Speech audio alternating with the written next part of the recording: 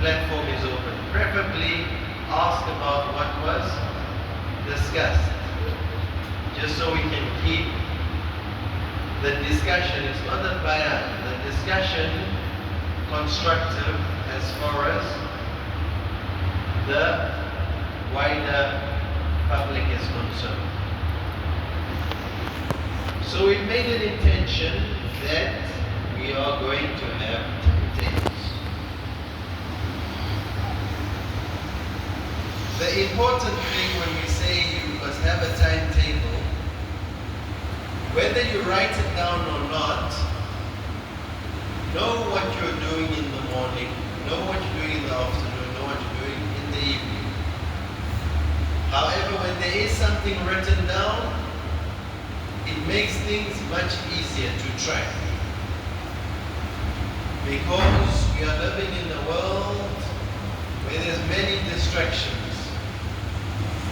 Many youth are complaining from being able to focus in the exams, or being able to focus on something in particular. My friend, what's that boy's name? Timetables. And once we know what we're doing based on the time, leave it, relax and sit. Once we know,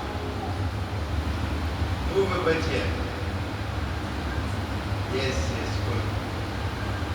Once we know what we are doing given the different times, then the next important thing that we should definitely do is you must track your progress. There's no use, you have a capital to start a business and then you buy the product that is needed within that locality after doing a feasibility studies and then not tracking the progress. You not stock taking, so you will not know did you profit or not. It is not sufficient for people to praise you that, mashallah brother, this shop has brought change to the community. Your prices are very good. This product we used to drive very far. We used to only get it in Malindi or Nairobi. But you have brought it to us now. That is called good customer feedback. But that alone is not enough for you to know what's happening within your store. Likewise, when you do start becoming more organized and you're able to be at the mosque at certain times, you're able to do this at certain times, and then perhaps the brothers in the mosque or even the people at home notice. The people at home notice the change in everything. Abdul Qadir, Ahlan wa Sahli, came at the right time. When you start becoming more organized, people will notice it within your home. However, when the praises do come, and the praises will obviously come, become more organized, your mom and dad will tell you that we're very happy with you now. Because you wake up on time and you're strict, you keep to the same sleeping time and so forth and so forth. When the praises do come that you are very organized now and mashallah you are doing very well, we are happy with you, this is not enough. That is similar to that business person who's getting the positive customer feedback. Yarhamullah. So have your timetable, but then also track your progress. Whether you want to track it every Jummah, whether you want to track it every week, 2 weeks, the point is you need to track your progress. If somebody is given, let's say, 50 million Kenyan shillings as capital to kick off a business, right? And there's lots of customers, mashallah, the stock is going.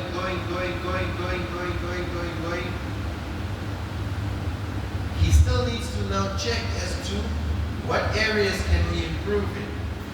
Because the individual that just relies on the praises, who's to guarantee that it's not shaitan that's missing this person. Because Shaitan knows that if you review your program, okay, no, maybe yeah, I can do better.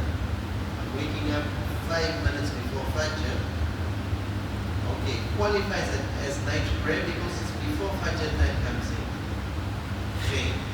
When the next month comes, I'm going to wake up 8 minutes before Fajr. So you've got something to track. We're together. And when you have something to track, it is very difficult for Shaitan to disturb. This is why we hear some of the masajids and some places around the world, they've got retreats or youth camps for a certain amount of days. We said when you yawn, cover your mouth. Okay, go up. So the purpose of these youth camps, whether it's for 10 days, 15 days, or 40 days if you like, as is the case in Tareem, the purpose of this is that you can get into some kind of routine, and then build upon that. The youth camp, for any of you that are going to the youth camps happening around, and I hope you are going to the youth camps, it's not just for entertainment, although there will be lots of fun and entertainment at different youth camps probably happening around Mombasa and other places. But over and above that, so that you can get into a routine of doing something in particular. You get into the routine and then you are tracking that. What's next after that? I've got my timetable. I've got my routine. And I'm tracking myself. We're together.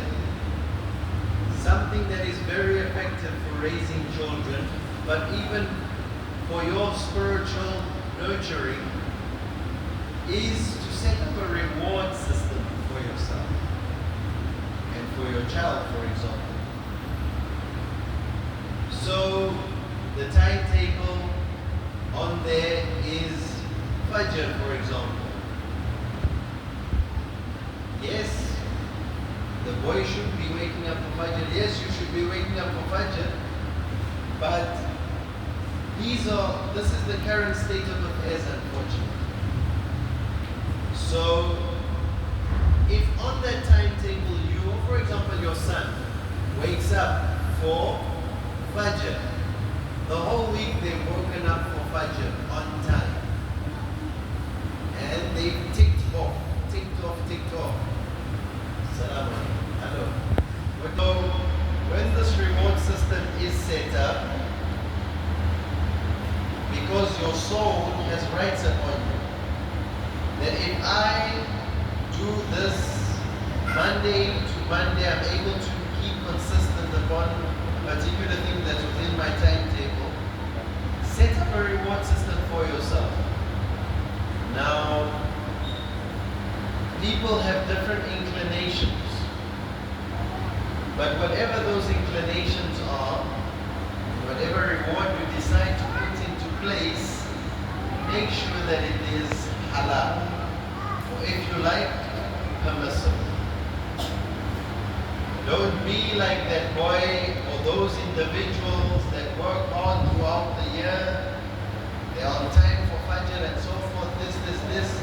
And when they go on holiday, they also leave their Islam behind.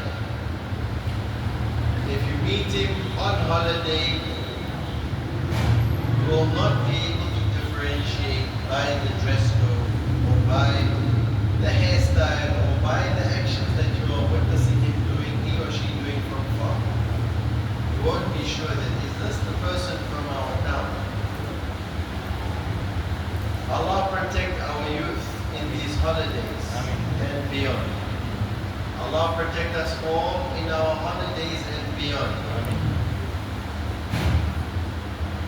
So you've got timetable. you've got a track and you've got a reward system. If I was to tell you that you need something else, I would be lying. It's as simple as that, these three things. Try it, at least you can try it and see the outcomes for yourself. And then you'll know that make Nasr, Allah make all of these youngsters from the lights of the Soma say Ameen. Ameen. May Allah make all of us, our daughters, sons, wives, households from the lights of the Soma say Ameen. Ameen. The purpose of getting knowledge is so that you can try implement it. And I did not come to entertain you, because with entertainment you laugh, smile for a bit, and then there's nothing to build upon that. I came to give you a reminder from the bottom of my heart. And everybody is in need of time management. And in fact, the pious people of present and the pious predecessors of the past only reach those high levels of piety as a result of their time management. And the stories are many. The stories are many. So when you've got your timetable in place, you've got your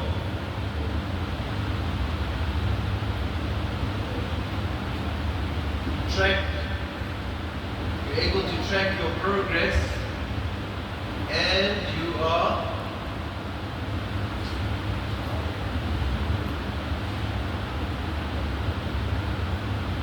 able to have a reward system in place. Imam Juma, next time we come, give a reminder. Make sure the boys. From amongst the things that help and give Imam, later. The time management is to read about the lives of those people that manage their times effectively. And there are many. Read about the companions. In fact, don't go far back. Read about some of the pious predecessors of these lands. Habib Ahmed Mashoon, Al-Haddad, Rahimahullah, and the likes. There are many. If you don't have the books, or you don't have access to this, or you want information about them, then that is why your Imam is here. Tell the Imam that, oh Imam, we need some stories about the pious predecessors.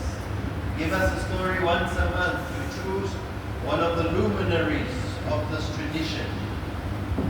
We want to find out this month as to who is Sheikh so-so. Once a month, and so forth. That's one aspect. Another aspect before the adhan goes and we open up the platform for questions if there's any, is keeping the company of people